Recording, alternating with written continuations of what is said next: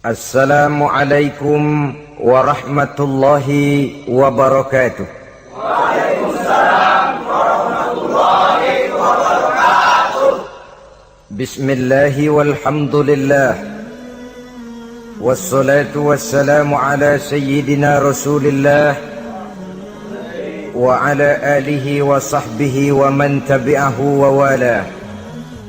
أما بعد سبحانك لا علم لنا إلا ما علمتنا إنك أنت العليم الحكيم لا حول ولا قوة إلا بالله العلي العظيم. Saudara-saudara kaum muslimin rahimakumullah, sebagai agama sempurna, Islam memberikan bimbingan kepada manusia sejak ia berpribadi, berumah tangga, bertetangga, bermasyarakat, sampai kepada berbangsa dan bernegara. Adalah benar jikalau dalam ayat ketiga surah Al-Maidah Allah subhanahu wa ta'ala berfirman, Al-yawma akmaltu lakum dinakum wa atmamtu alaikum ni'mati wa raditu lakumul Islam dina. Pada hari ini telah aku sempurnakan bagimu agamamu. Sempurna dalam arti bahwa nilai-nilai Islam menyentuh seluruh kegiatan hidup manusia, sejak dari yang sekecil-kecilnya sampai kepada yang sebesar-besarnya. Wa atmamtu alaikum ni'mati, aku cukupkan nikmatku kepadamu, wa raditu lakumul Islam dina, dan aku ridhoi Islam sebagai agama bagimu. Pada pertemuan kali ini kita akan membicarakan cuplikan kecil dari bagaimana hak-hak hidup bertetangga menurut ajaran Islam. Seperti yang kita maklum bahwa secara zahir tetangga adalah orang yang paling dekat hidupnya dengan kita. Apalagi jikalau kita adalah perantau, walaupun hakikatnya seluruh manusia di permukaan bumi ini adalah perantau. Tapi perantau dalam artian kita jauh dari kampung halaman tempat di mana kita dilahirkan, jauh dari ayah bunda, keluarga, sanak famili, dan handai tolan. Tidak selamanya hidup ini berjalan mulus. Kadang kita berhadapan dengan hal-hal yang tidak menyenangkan. Kadang kita bertemu dengan hal-hal yang tidak kita harapkan. Tentu bukan orang dari kampung yang datang menolong kita lebih dahulu, melainkan tetangga sebelah menyebelahlah barangkali yang akan melaksanakannya. Banyak orang merasa senang tinggal dalam satu lingkungan oleh karena ia mempunyai tetangga-tetangga yang sesuka hidup sosial, bermasyarakat, hormat menghormati, dan lain sebagainya. Tetapi tidak jarang orang merasakan lingkungannya sebagai neraka oleh karena tidak ada tetangga-tetangga yang dapat diajaknya untuk hidup bersosial. Demikian besar perhatian Islam terhadap hak-hak bertetangga ini, sehingga melalui hadis dari Abi Suraij Al-Khuzai, Rasulullah sallallahu alaihi wasallam bersabda, "Man kana yu'minu billahi wal yaumil akhir falyuhsin ila jarihi." Rawahul Bukhari wa Muslim. Beliau bersabda, barang siapa yang beriman kepada Allah dan hari akhir, hendaklah ia berbuat baik kepada tetangganya. Iman kepada Allah dan hari akhir dijadikan taruhan untuk memberikan stres agar kita bisa berbuat baik kepada tetangga. Dengan kata lain, hanyalah orang yang beriman kepada Allah dan hari akhir saja yang akan bisa berbuat baik kepada tetangganya. Kalau demikian masalahnya, bagaimana cara berbuat baik kepada tetangga? Dengan kata lain, apa hak-hak dalam kehidupan bertetangga itu? Melalui hadis yang diriwayatkan oleh Amru ibnu Shu'aib, Rasulullah pernah bertanya kepada para sahabat di satu hari, "Atadruna ma haqqul jar?" Saudara-saudara, tahukah kamu apa hak tetangga itu? Beliau sendiri kemudian menjawab, pertama, izasta'ana bika a'antahu. Apabila ia minta tolong kepadamu, hendaklah kamu memberikan pertolongan kepadanya. Ini merupakan hak di dalam kita bertetangga. Apabila orang datang minta tolong kepadamu dan kamu memang berada dalam satu posisi yang sanggup memberikan pertolongan, janganlah berat tangan untuk menolongnya. Sebab biasanya di dalam kehidupan bermasyarakat, jika kita tidak sanggup menghormati orang lain, jangan berharap orang lain akan mau menghormati kita. Jika kita berat tangan untuk memberikan pertolongan kepada orang lain, suatu saat bila kita mendapat kesulitan pun, jangan terlalu berharap bahwa orang lain akan mau juga menolong kita. Bagaimana sikap kita, begitulah biasanya sikap orang lain kepada kita. Saudara-saudara kaum muslimin rahimakumullah, adat hidup adalah tolong menolong. Kewajiban kita adalah menolong tetangga. Tetapi sebagai tetangga pun, apabila kita minta tolong kepada orang lain, hendaknya dalam batas-batas ukuran yang memang orang lain itu mampu menolongnya. Sesuatu yang kita memang berada di luar kesanggupan kita mengerjakannya. Jangan lalu menjadikan orang yang menolong kita sebagai satu andalan. Sebab biasanya sekali ditolong langganan. Setiap datang kesulitan, ke situ lagi kita lari. Manusia pada waktu-waktu tertentu punya juga titik jenuh. Ya, kalau duitnya lagi ada, pikirannya lagi enteng, napasnya lagi lega, mungkin dia mau menolong orang. Sekali, 2 kali masih juga ditolong, 3 kali barangkali juga mungkin, 4 kali ke atas mukanya udah rada butek.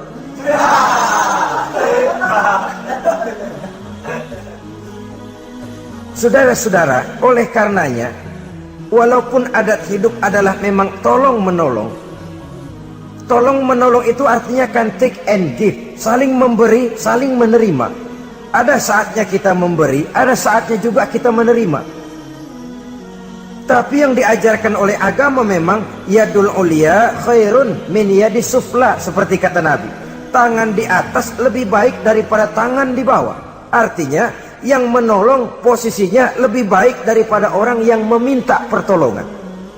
Tapi biasanya kita umumnya lebih demen minta tolong daripada nolongin. Bahkan sesuatu yang kita mampu pun, kalau masih ada yang mau nolongin, masih kita andelin tuh orang. Ya lu aja dah, lu aja. Padahal kita bisa. Akhirnya terdidik kita untuk manja, kehilangan kepercayaan kepada kemampuan diri sendiri. Saudara-saudara, jadi walaupun adat hidup adalah tolong menolong, tetapi jangan lalu mengandalkan sehingga kita tidak mau mengeluarkan kemampuan yang maksimal untuk melakukan usaha terhadap sesuatu yang memang kita masih mampu untuk mengusahakannya. Ini yang pertama. Yang kedua kata Nabi, wa izastan soroka nasortahu. Apabila ia meminta bantuan kepadamu, maka bantulah. Ada perbedaan antara ista'ana dengan istansoro. Ista'ana biasanya pertolongan dalam bentuk moral. Istansoro pertolongan, bantuan dalam bentuk material. Menolong dengan membantu. Membantu kelihatannya lebih real, lebih nyata. Menolong bisa secara moral. Keduanya diajarkan oleh agama. Orang yang datang minta tolong kepadamu, tolong dia. Orang yang datang meminta bantuan kepadamu dan kamu ada kemampuan untuk itu, bantu dia. Allah akan selalu menolong seorang hamba selama hamba itu masih mau menolong saudaranya. Allah selalu akan membantu seorang hamba selama hamba itu masih mau membantu saudaranya. Sehingga dengan demikian, orang yang kita tolong mungkin dia tidak bisa memberikan balasan kepada kita. Orang yang kita bantu barangkali juga tidak bisa memberikan balasan kepada kita. Allah yang akan memberikan balasan melalui jalan lain yang tidak pernah kita sangka-sangka barang sedikit pun. termasuk jenis yang min haitsu la yahtasib, termasuk jenis yang tidak kita perkirakan sebelumnya dari mana datangnya. Bahwa pertolongan kita kepada orang lain akan meluaskan jalan usaha kita, bantuan kita kepada orang lain akan melancarkan rezeki kita sendiri. Tidak ada orang jatuh miskin karena rajin membantu orang lain. Tidak ada orang jatuh bangkrut karena murah tangan rajin sedekah. Wah, dulunya dia kaya banget Pak, cuman kerajinan sedekah bangkrut sekarang. Tidak ada. Belum pernah ada terjadi itu. Bukan bakhil yang menyebabkan orang jadi kaya, bukan sikap pemurah yang menyebabkan orang jatuh miskin. Malahan saudara-saudara, kaya itu kan ada dua macam tuh. Ada kaya majazi, ada kaya hakiki. Yang dinamakan kaya majazi, orang yang banyak hartanya tapi miskin hatinya. Sebenarnya hidupnya cukup, tapi dia masih selalu merasa kurang, maka dia tidak pernah cukup. Duitnya banyak, tapi perasaannya selalu miskin, maka dia miskin terus. Duitnya 1 juta, hilang 1.000, yang 1.000 dia pikirin, botak palanya.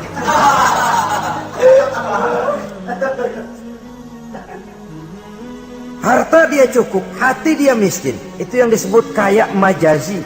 Cuma kaya dalam arti kulit luarnya saja. Bahkan kadang-kadang dia sendiri tidak bisa menikmati kekayaannya. Jangankan orang lain, dirinya sendiri tidak bisa menikmati kekayaannya. Konon lagi akan memberikan bantuan kepada orang lain. Duitnya banyak, nah saban sehari makan sama pala gesek mulu.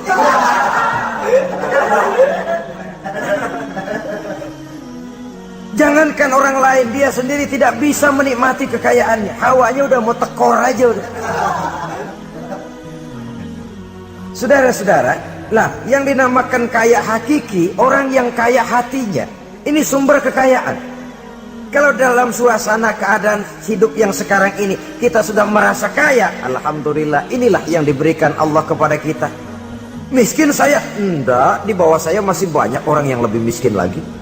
Susah saya? Tidak, di bawah saya masih banyak orang yang lebih susah dari saya. Tidak punya duit saya, oh orang lain yang lebih tidak punya duit lagi dari saya masih lebih banyak. Orang yang kaya hakiki. Dari sini kekayaan berangkat, dari sini kekayaan dimulai. Oleh karena itu, biarin duit kita banyak asal hati kita kaya, nggak apa-apa. Daripada duit nggak punya, hati melarat, dah susah kemana-mana. Kesono sumpok kemari sempit. Saudara-saudara, jadi oleh karenanya bantuan kita kepada orang lain akan melancarkan rezeki kita. Pertolongan kita kepada orang lain akan memudahkan usaha kita. Yakinlah itu. Karena Allah tentu tidak buta. Allah tentu maha adil. Allah tentu maha bijaksana. Tidak ada ruginya orang yang menolong orang lain. Walaupun kadang-kadang kan air susu dibalas air tuba. Kadang-kadang ada istilah, gua nolongin anjing kejepit. Susah ditolongin, begitu senang nginjek. Kadang-kadang tahu begitu. Itu perasaan manusiawi kita sebenarnya. Perasaan manusiawi kita. Tapi sesungguhnya walaupun kebaikan kita dibalasnya dengan kejahatan, Allah kan tidak buta. Allah kan adil. Akan datang kebaikan-kebaikan dari arah lain meliputi kehidupan kita. Karena itu jangan pernah menyesal untuk berbuat baik. Jangan pernah menyesal untuk berbuat baik. Saudara-saudara kaum muslimin rahimakumullah. Jadi yang kedua, apabila dia meminta bantuan kepadamu, bantu. Andai kata belum bisa, ya dengan kata-kata. Kata-kata itu juga sudah meringankan kesulitan orang. Kadang-kadang sudah membantu enggak, ngomong enggak enak lagi. Ini namanya orang udah jatuh kita tibanin ember.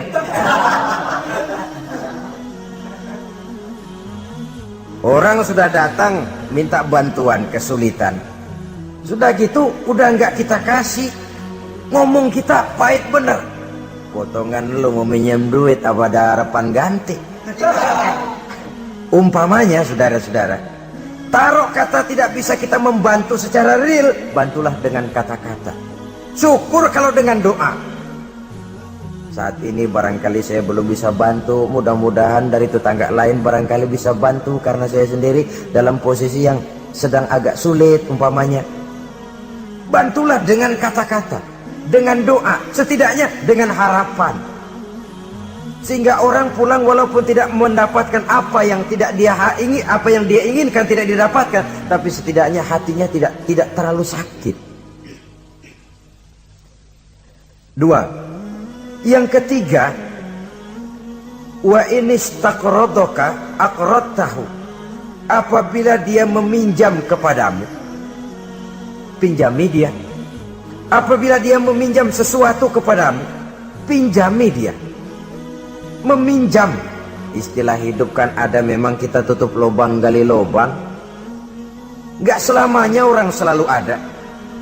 Makin kaya ya makin besar urusannya, makin banyak duitnya ya makin banyak pengeluarannya. Bisa jadi loh orang yang punya duit 10.000 lebih tenang daripada yang punya duit 100.000. Kenapa? Dia punya duit 100.000 lah, urusannya 200.000. Tapi dia punya duit 10.000 lah, jajannya cuma bakso anteng. Bisa jadi orang yang punya duit 10.000 lebih tenang daripada yang 100.000 itu tadi. Kenapa? Yang 100.000 besar uangnya, besar lagi urusan. Yang 10.000 kecil memang jumlahnya, tapi kecil juga barangkali urusannya. Itu barangkali juga satu pola daripada keadilan Allah.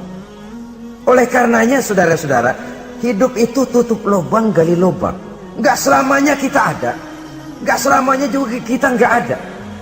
Pada saat kita gak ada, ya kepada tetangga. Pada saat kita ada, tetangga kesulitan, boya kita datang memberikan pertolongan, meminjam. Cuma kalau kita jadi tetangga pun harus jelas, minjem ya minjem, minta ya minta. Ini jangan minta ya minta, minjem ya minta. Nggak jelas batasnya, nggak jelas batasnya, saruh jadinya. Sebab istilah minjem ini kan utang. Utang itu adalah kewajiban kita untuk membayarnya. Jadi harus jelas, minta ya minta, minjam ya minjam. Jangan kalimat itu disamarkan, karena udah keseringan minta mulu, pakai istilah minjem dah. Minjem dulu duit. Mau minta malu keseringan minjem dikata, padahal minta juga maksudnya. Samar jadinya. Dia juga apabila dia meminjam sesuatu kepadamu, pinjami dia. Saudara-saudara, ya tentu tidak hanya dalam bentuk uang, dalam bentuk hal-hal yang memang wajar dalam bertetangga, pinjam meminjam. Teriskaan umpamanya tuh, lalu pisau, apa gunting, apa-apa. Tapi tentu terbatas kepada, jangan yang milik-milik pribadi pinjam meminjam istri umpamanya. Itu tentu malah mal'un, terlaknat dalam agama, itu tidak ada. Umpamanya, ini gue lagi halangannya, gue pakai dulu lah.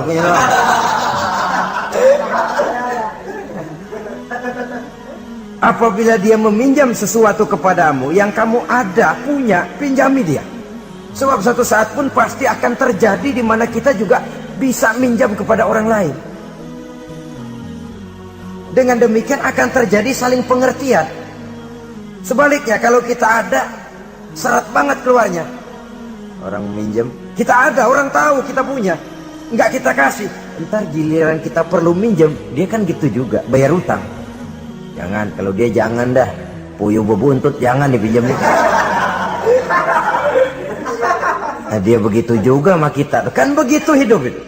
Dia begitu juga katanya sama kita. Orang yang berhati sutra itu jarang. Orang yang berhati emas itu jarang. Yang bisa membalas air tuba dengan air susu itu jarang. Yang bisa berbuat baik dengan orang yang jahat itu kan langka.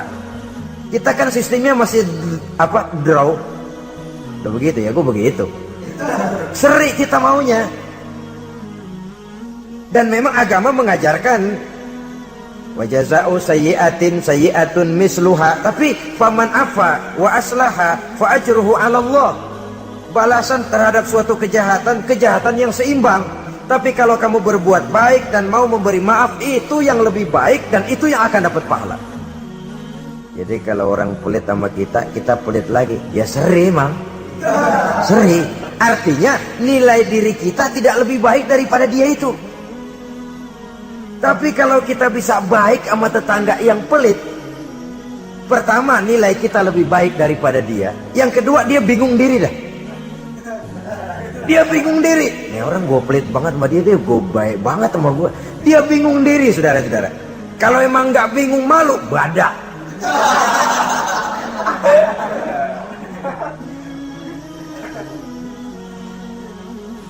Berbuat baik kepada orang yang tidak baik kepada kita. Bersilaturahmi dengan orang yang marah sama kita. Wah, itu ajaran terpuji sekali. Memberi orang yang mencegah kita.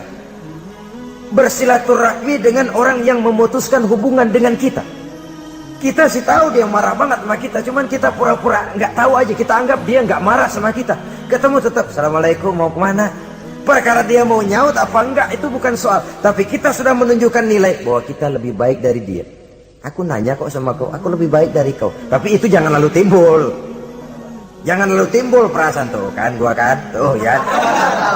Jangan. Dengan berbuat itu kita hanya ingin membuktikan bahwa kita tidak sama kok dengan dia. Dia boleh marah sama saya, tapi saya nggak bisa marah sama dia. Dia boleh pelit sama saya, tapi saya nggak bisa kok pelit sama dia seperti dia pelit kepada saya. Dia boleh memutuskan silaturahmi dengan saya, tapi saya nggak bisa kok begitu. Dengan begitu kita sudah menunjukkan satu posisi bahwa kita lebih baik daripada dia. Tapi kan langka yang begitu, umumnya yang enak kan draw, tos-tosan. Saudara-saudara kaum muslimin, jadi izastakrodoka akrotahu, apabila ia meminjam sesuatu kepadamu dan kamu ada kemampuan, ada yang akan kamu pinjami, pinjamkan dia. Apalagi kalau kita merasa bahwa yang meminjam ini dalam satu posisi yang memang dia rasanya sulit untuk mengganti. Lebih baik sudah diniatkan sedekah saja, diikhlaskan. Sudahlah bu, nggak usah pinjam, saya bantu saja. Daripada nanti jadi beban lagi, sudah saya ikhlaskan, saya bantu. Itu yang lebih istimewa. Tapi saya katakan tadi, kalau tidak ada kesadaran bahwa rezeki adalah amanah Allah, bahwa harta adalah titipan Allah, apa sih yang kita punya? Seperti kita lahir ke dunia, begitulah kita akan masuk ke liang kubur. Cuma kelebihannya kain putih saja. Selebihnya tidak ada lagi. Sebagaimana kita lahir ke alam dunia ini, begitulah kita akan meninggalkan alam dunia ini. Jadi yang kita jaga kukuh-kukuh, yang kita bentengi, yang kita bakhil karenanya, sedikit pun tidak akan pernah kita bawa. Kecuali kalau dia, saya katakan tadi, kita infakkan di jalan yang diridhoi Allah, termasuk menolong orang. Ada juga lagi nih, minjemin tapi nyakitin. Rentenir namanya. Pakai perjanjian. Pinjam 10 pulang 15. Itu sama juga nyekek leher. Karena itu rentenir sangat dicela dalam ajaran agama. Mencari orang-orang susah, menolong, tapi di belakang menolong menjerat, sehingga utangnya itu lalu beranak. Giliran gak mampu aja, tanah orang digetek. Mungkin gak mampu, rumahnya ditarik. Habis dah. Saudara-saudara kaum muslimin, akhirnya yang melarat semakin bertambah kemelaratannya. Itu yang keempat. Maksud saya yang ketiga. Yang keempat, saudara-saudara, wa iniftaqara utta alaihi, apabila dia miskin. Maksud miskin di sini kesusahan. Utta alaihi, tengokin orang yang kesusahan. Saudara-saudara, ini bahkan yang dicontohkan lebih diutamakan oleh Nabi. Kalau orang susah yang sakit, lebih diutamakan untuk ditengokin. Kenapa? Udah jelas langka yang nengokin, langka yang nolongin. Mau berobat susah, ke dokter juga sulit. Tapi kalau orang kaya sakit, dokter dia bisa telepon, apotek dia bisa telepon. Nggak ada duit, dia bisa bayar pakai kredit card. Orang miskin sakit, boro-boro manggil dokter. Kadang-kadang mantri juga nggak mampu dia panggil. Sehingga dengan demikian apabila ia mendapat kesulitan, tengokin. Jangan berat langkah untuk menengoki orang yang memang mendapat kesulitan itu. Sebab kalau tidak, maka nanti pada suatu saat bila kita yang mendapat kesulitan, orang akan berat juga kakinya untuk nengoki kita. Kita biasanya kalau orang kayaan aja dikit dapat kesulitan, dok kayak besan yang nengokin dah. Yang mau setor muka, yang mau jilat macam-macam. Tapi kalau yang digubuk reot yang melarat itu mendapat kesulitan, yang lewat cuma melengos dong. Ciano sakit ya? Iya, kesianan. Udah kesianan doang. Terus lewat. Terus lewat. Saudara-saudara kaum muslimin rahimakumullah. Yang kelima, wa iza marido uttahu. Apabila dia sakit, datanglah kamu, tengokin, hibur hatinya. Kalau perlu bantu, berikan obat, setidaknya dengan ucapan dan doa yang bisa meringankan sakitnya itu. Sebab ini, kalau orang sakit ditengokin, itu kesannya itu mendalam sekali. Bukankah itu Quraisy yang ngeludahi Nabi masuk Islam? Oleh karena pada waktu sakit dia, Nabi yang nengokin.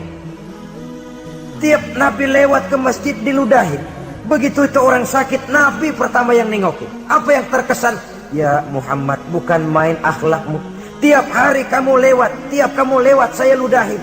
Sekarang begitu saya sakit, seorang pun belum datang nengokin saya. Kamu lebih dulu nengokin. Akhlakmu Muhammad. Mulai hari ini saksikan. Asyhadu an la ilaha illallah wa asyhadu annaka ya Muhammad Rasulullah. Masuk Islam. Kalau kita sakit ditengokin orang, rasanya udah jadi obat tuh tengokan. Dan akan kita kenang, kita ingat.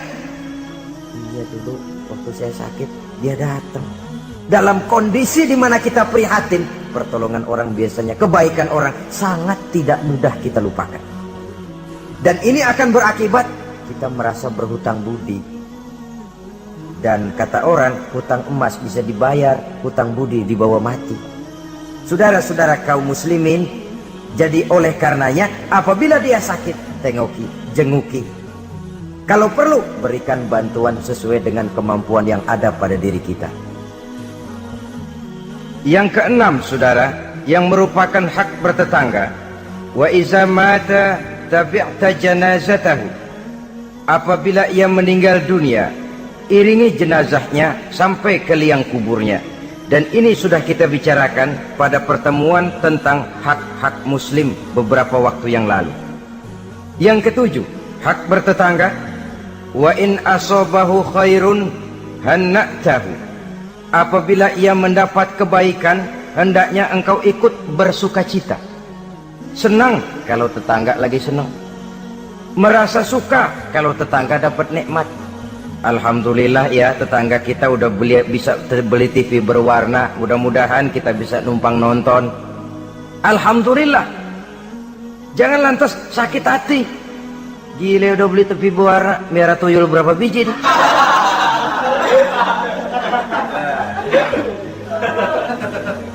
Sebab umumnya kan begitu. Kalau kita ada, orang selidikin dukunnya. Kalau kita kebelangsak, orang surakin. Islam mengajarkan, in asobahu khairun hanna'tahu. Kalau tetanggamu mendapat kebaikan, hendaknya engkau ikut bertahniah, ikut bersukacita, ikut gembira. Syukur, alhamdulillah dia mampu. Syukur dia bisa, syukur dia mampu. Dan itu memang berat. Kalau ini tidak ada, tidak kita miliki dalam diri, yang timbulkan hasud. Nah, hasud ini kata Nabi, memakan amal seperti kayu api memakan kayu bakar. Hasud menyantap amal seseorang seperti api memakan kayu bakar.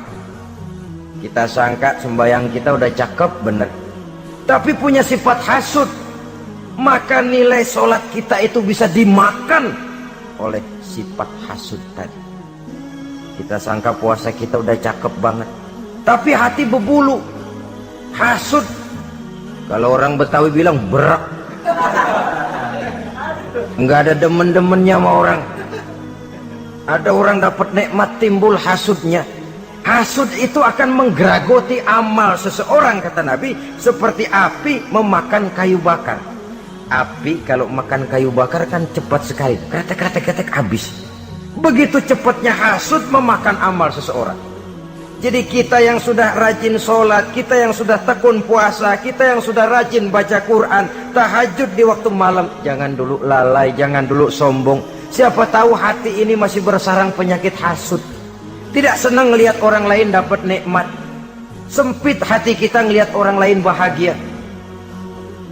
Saudara-saudara kaum muslimin rahimakumullah, alangkah mulianya ajaran Islam. Tetanggamu dapat kebaikan, kau ikutlah bersuka cita, kau ikutlah gembira, kau ikutlah bahagia. Kenapa? Kita umat Islam, jangankan bertetangga kepada sesama muslim, kepada yang non muslim saja hak bertetangga itu ada, apalagi kepada yang sesama muslim. Satu badan, apabila yang satu sakit, yang lain akan ikut merasakan sakit.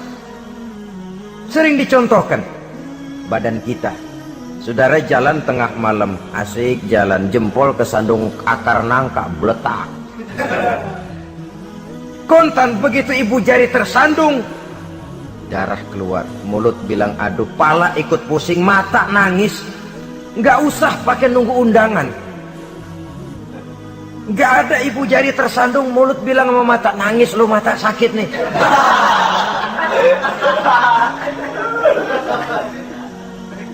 Kalau anak sekolahan bilang, ini yang disebut solidaritas sosial yang terjadi secara reflektif. Begitu tetangga senang, kita ikut senang. Tetangga susah, kita ikut susah. Reflektif. Sehingga dengan demikian kita ini bagaikan satu badan. Apabila yang satu sakit, yang lain ikut merasakan sakit. Lebih dari sekedar darah, ras, kita diikat dengan akidah. Dari akidah yang sama lahirlah rasa kesamaan, kesetiakawanan sosial istilah sekarang ini. Sehingga kesenjangan bahwa yang kaya makin kaya, yang miskin makin bangkrut tidak akan makin memuncak. Ya memang bahwa penduduk dunia selalu ada yang miskin, ada yang kaya, itu nature, sunnatullah, emang dari sononya udah begitu. Kalau semua orang kaya, ya tidak ada yang miskin. Semua orang miskin, ya tidak ada orang kaya. Logikanya, seseorang dinamakan kaya karena ada yang miskin. Orang disebut miskin karena ada yang kaya. Kenapa dia bilang kita bilang dia miskin? Kita ukur dari yang kaya. Kenapa kita bilang dia orang kaya? Kita ukur dari yang miskin. Jadi mestinya orang kaya itu terima kasih kepada orang miskin. Sebab kalau tidak ada orang miskin, orang kaya tidak ada. Saudara hadirin yang saya hormati, jadi dengan demikian etik dalam kehidupan bertetangga menurut ajaran Islam, apabila tetanggamu mendapat nikmat, kau ikut bersyukur. Kan langka yang begini nih. Yang ada yang enak banget emang kita katain. Kita katain. Atau paling tidak kata-kata yang enggak enak. Lihatin aja jamu kemana. Lihatin gitu. Segitu enggak senengnya lihat orang lain dapat nikmat. Yang kedelapan, lawanannya, wa in asobathu musibatun azzaitahu. Apabila ia mendapat kesulitan, azzaitahu, kamu hendaknya ikut bertakziah, ikut berduka cita. Dia mendapat kesulitan, kita ikut berduka cita. Kesulitan yang paling ringan sekalipun. Radionya hilang, televisinya hilang, istrinya umpamanya hilang. Umpamanya.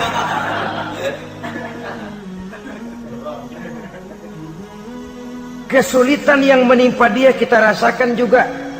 Sebagaimana kalau kesulitan itu datang menimpa kita. Kan ukurannya begitu.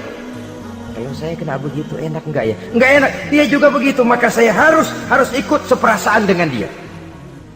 Ada kesetiakawanan itu. Tapi memang dalam kehidupan lebih mudah cari teman yang mau diajak ketawa daripada cari teman yang bisa diajak nangis. Sehingga kata seorang penyair, in zada mali kullun nasi khulani wa in qalla mali fala khillun yusahibuni. Kalau harta saya banyak, semua orang mau nemenin saya, tapi kalau saya jatuh miskin, kagak ada yang nongol. Kalau kita lagi basah nih, rezeki lagi lancar, yang tumben ketemu ngaku encing sama kita. Iya lah, gua encing lu ini. Ketemu baru itu encing katanya. Tapi begitu kita bangkrut, melarat, bangpak, rusak, laler, gak nemplok. Laler sekarang tahu juga orang susah rupanya. Begitulah kehidupan sesungguhnya, tapi tidak begitu yang diajarkan oleh agama. Saudaramu, tetanggamu mendapat kesulitan, kau hendaknya ikut juga berduka cita. Jangan senyum di atas penderitaan orang lain, jangan menari di bangkai orang lain, jangan tertawa di atas tangisan tetangga, jangan asal senang sendiri. Karena itu pernah dicontohkan, kebebasan kita hakikatnya dibatasi oleh kebebasan orang lain. Kebebasan mutlak tidak ada. Kalau saya beli radio, kalau saya berpikir menurut saya sendiri, radio gue, yang beli gue, pakai duit gue setel di rumah gue, sekeras-kerasnya, ada apa malu pada? Itu kan kalau menurut saya. Tapi tetangga sebelah saya kan juga mikirnya begitu. Mata gue, yang ngantuk gue tidur di kamar gue, ngapa suara radio lu masuk kemari?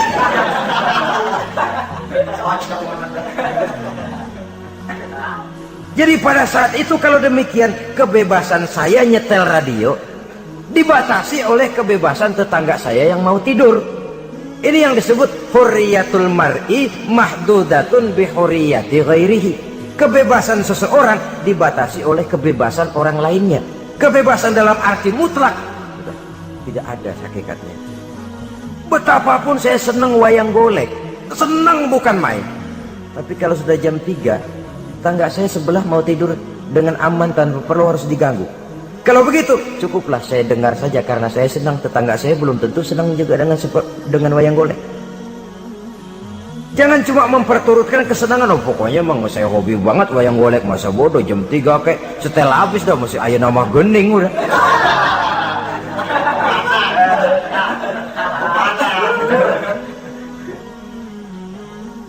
Baiklah saudara-saudara, jadi yang ke-9 sekarang, wala tastazillu alaihil bina fatahjubu anhu rihu illa biiznihi.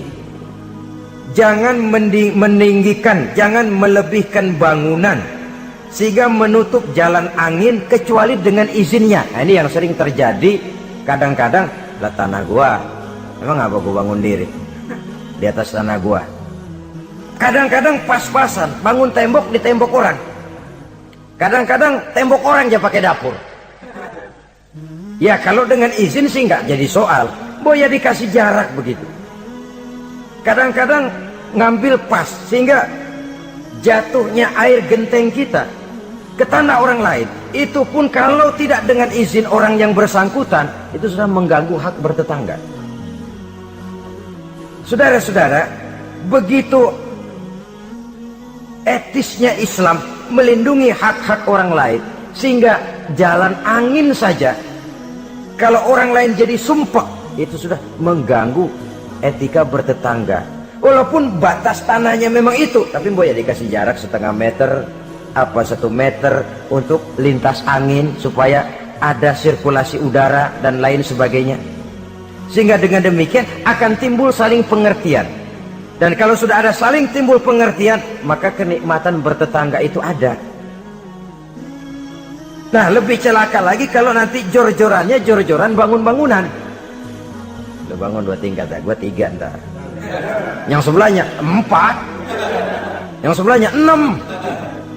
Kalau sudah begitu, apalagi motifnya untuk menunjukkan bahwa saya lebih hebat dari tetangga sebelah, kita akan terjebak kepada alhaakumut takatsur hatta zurtumul maqabir. Lalai oleh karena berlomba memperbanyak itu saja.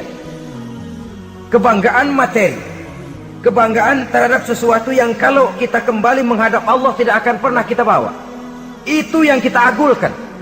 Kebun saya, mobil saya, tanah saya, pabrik saya.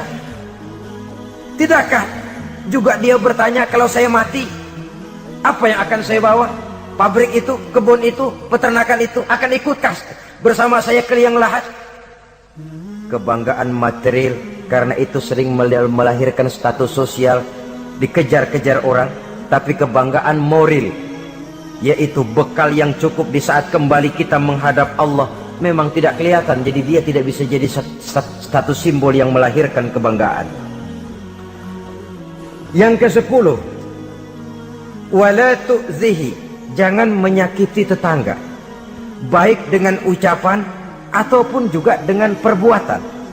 Ucapan ataupun perbuatan.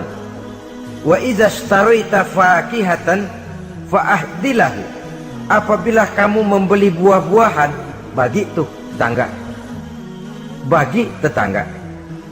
Wa illam taf'al, kalau memang tidak bisa membagi, belinya juga pas-pasan, boro-boro bagi, ngatur anak sendiri juga bingung. Renato anak 6 bagaimana ini? Umpamanya boro-boro bagi untuk jatah anak sendiri kita bingung. Wa illam taf'al, kalau memang kamu tidak bisa bagi, fa'adkhil hasirron, jangan demonstratif, bawa ngumpet-ngumpet jalan belakang kek. Jangan diteng-teng tuh duren di hidung tetangga. Duren, oi, duren. Fa'adkhil hasirron, bawa masuk ngumpet-ngumpet. Wala yakhruju biha waladuka liyaghizu biha waladahu. Nah ini anak. Kita bawa ngumpet masuk, tapi anak kita juga dipesan, kan di rumah aja dah, gak enak sama tetangga. Jangan malah anak kita ajukin, disuruh lu bawa pergi makan di depan anaknya.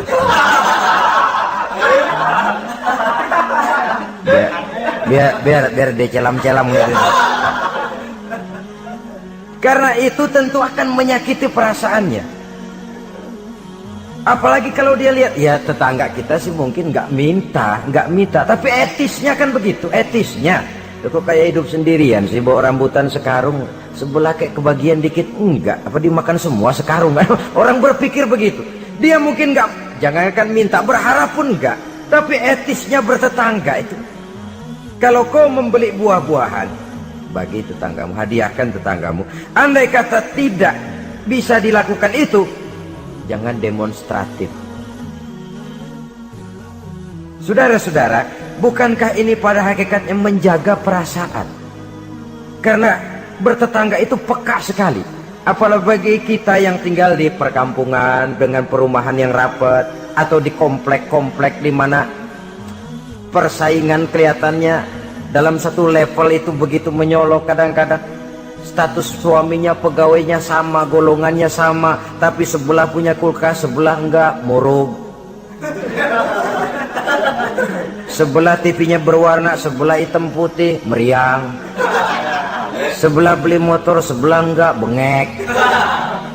Sering terjadi hal semacam itu, menimbulkan psikosomatik. Itu sering diceritakan, dibakar oleh perasaannya sendiri. Tinggal lagi di komplek, di mana kelangsungan kehidupan kelihatan betul sehari-hari. Sering terjadi, tangganya sebelah beli motor, yang sebelah meriang. Besokannya beli kulkas, dia bikin gawat, masuk rumah sakit. Di rumah sakit dengar tetangganya beli mobil, mati.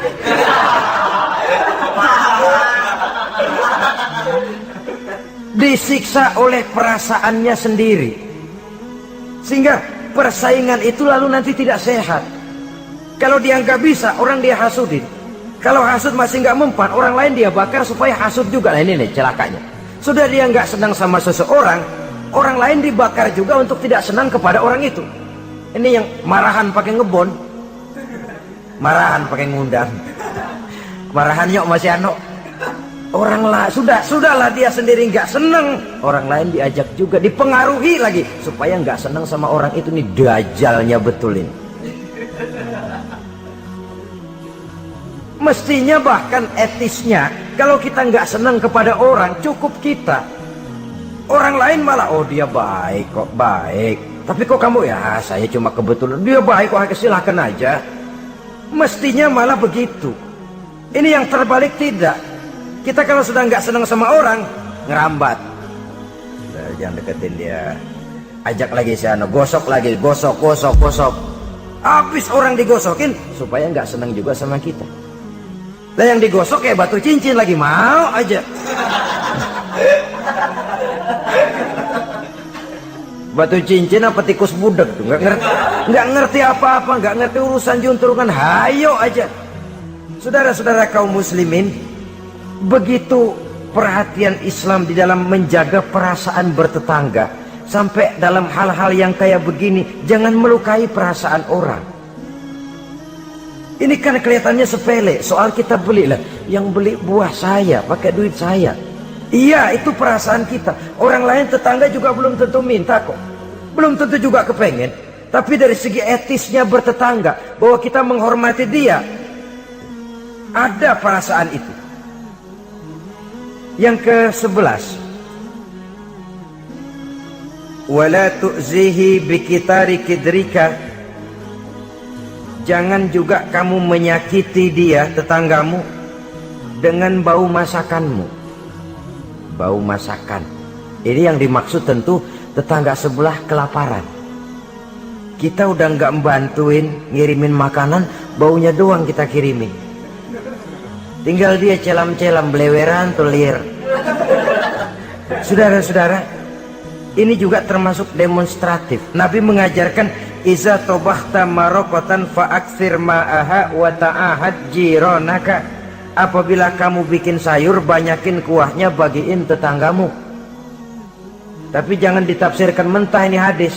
Begitu nyayur, kuah mulu. Tangga semua kebagian ya, cuman air. Ya tidak berarti harus ditafsirkan secara mentah demikian itu, saudara-saudara. Tapi ini ada kaitannya dengan yang ke-11 tadi, bahwa menjaga perasaan bertetangga. Kemudian pertanyaan ini ditutup oleh Nabi, summa qala atadruna ma haqqul jar. Sudah tahukah kamu apa hak tetangga itu? Wallazi nafsi biyadihi la yuballighu haqqal jar illa man rahimahullah. Demi yang jiwaku berada di tangannya, demi Allah, orang sulit untuk memberikan hak tetangga, untuk menyampaikan hak tetangga, kalau bukan dengan rahmat Allah. Sebab hanya rahmat Allah itu yang datang di hati kita. Kita bisa menolong orang lain, kita bisa membantu orang lain.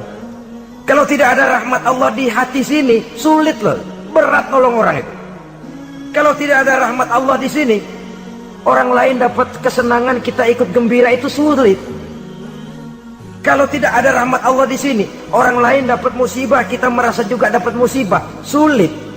Hanya orang yang di hatinya ada rahmat Allah yang punya perasaan seperti itu. Itu Nabi sumpah, wallazi nafsi biyadih, demi Allah yang jiwaku berada di tangannya. Yang bisa menyampaikan hak tetangga hanyalah orang yang memang dapat rahmat dari Allah Subhanahu wa ta'ala. Dia minta tolong, kita tolong. Dia minta bantuan, kita bantu. Dia minjam, kita berikan pinjaman. Dia miskin, kita tengoki. Dia sakit, kita jenguk. Dia meninggal, kita iringi jenazahnya. Dia dapat kebaikan, kita ikut gembira. Dia dapat kesulitan, kita ikut bersedih. Kita yang mendapat nikmat, sedikit kita bagi dia, kita berikan kenikmatan. Kalau bukan rahmat Allah, rasanya sulitlah untuk berbuat seperti itu. Hanya dengan rahmat Allah. Dan oleh karena dengan rahmat Allah, maka rahmat itu tidak diberikan kepada setiap orang. Artinya, walaupun kita setiap orang barangkali tahu tentang hak bertetangga seperti ini, tapi tidak setiap orang bisa menjalani hak-hak bertetangga seperti ini. Saudara-saudara kaum muslimin rahimahullah, akhirnya kita manusia sebagai zon politikan, makhluk sosial, yang memerlukan keberadaan orang lain, kita menyadari tidak seorang pun di antara kita yang sanggup memenuhi keperluan hidup kita secara sendirian. Kita perlu orang lain, sebagaimana orang lain juga memerlukan kita. Oleh karena itu, mengukur orang lain dengan diri sendiri merupakan satu cara untuk menegakkan hak-hak bertetangga. Kalau saya digituin enak nggak? Nggak enak. Orang lain juga begitu. Kalau saya diginiin enak nggak? Enak. Orang lain juga begitu. Apa yang tidak enak terjadi pada diri kita, tentunya akan tidak enak juga jika terjadi pada diri orang lain. Sepanjang itu yang jadi barometer, kita tidak akan merasa benar sendirian. Sebab orang benar itu bagus, tapi merasa benar itu yang jelek. Orang pintar itu baik, tapi merasa pintar itu yang jelek. Sebab tatkala kita merasa bahwa kita benar, sebenarnya bahwa kita paling benar, sebenarnya iblis sudah masuk ke dalam hati kita. Ditumbuhkannya sikap ujub, menganggap remeh orang lain, menganggap enteng orang lain, merasa dihinggapi oleh penyakit superioritas kompleks, kata orang. Merasa dialah yang paling segala-galanya. Dan ini sudah penyakit hati yang juga sangat berbahaya. Karena ujub pun termasuk bisa menghancurkan amalan kita dalam kehidupan ini. Oleh karenanya, maka di dalam hak-hak bertetangga ini, apabila hak ini kita tidak berikan, tentu ada sanksinya. Ya, sanksi sosial dalam kehidupan di dunia ini, kita akan terkucil. Tinggal di tengah masyarakat, tapi dikucilkan. Keberadaan kita dianggap sama dengan tidak ada. Kan gak enak orang begitu. Ada, tapi dianggap gak ada. Yang begitu, lewatin aja dah, cuekin aja. Ada, masih ada, sudah dianggap gak ada. Apalagi udah gak ada beneran, orang lupa banget. Ada, dianggap gak ada. Alangkah ruginya kalau sampai hal itu terjadi pada diri kita. Keberadaan kita, eksistensi kita ini, kalau bisa memberikan warna dan dampak dalam kehidupan, keberadaan kita itu diakui oleh lingkungan. Sehingga dengan demikian kita punya nilai, walaupun itu yang bukan kita cari, tapi nilai itu akan memberikan poin di dalam kehidupan kita di tengah-tengah masyarakat. Jangan lupa, masyarakat punya hukum yang tidak tertulis, tapi kekuatannya lebih kuat dari hukum tertulis. Kejam, sehingga orang bilang sekali arang tercoreng di dahi, selamanya akan selalu dikenang.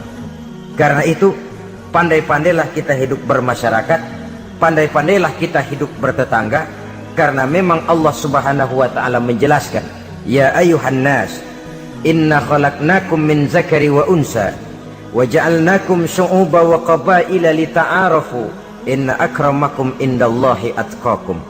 Wahai manusia, sesungguhnya telah kami jadikan kamu dari laki-laki dan perempuan.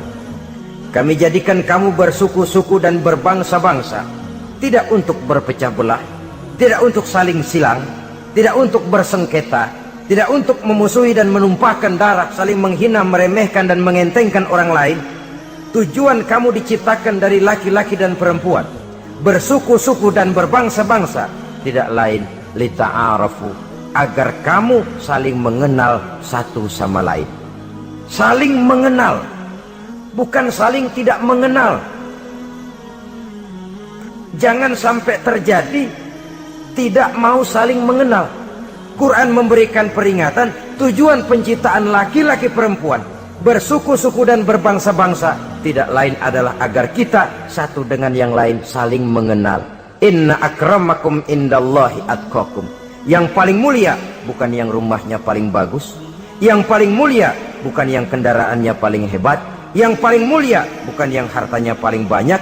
Inna akramakum indallahi atqakum.